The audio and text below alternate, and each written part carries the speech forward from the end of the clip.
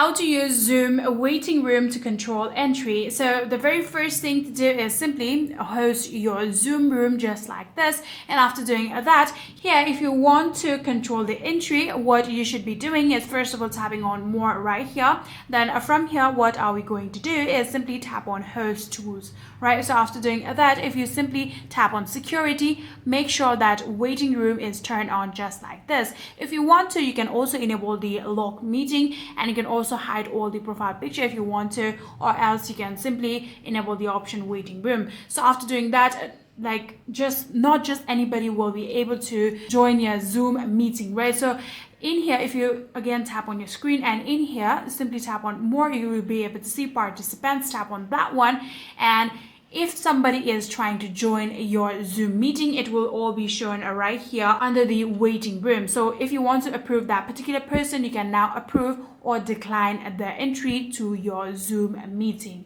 And this is how you will be able to use Zoom waiting room to control entry, and that is it.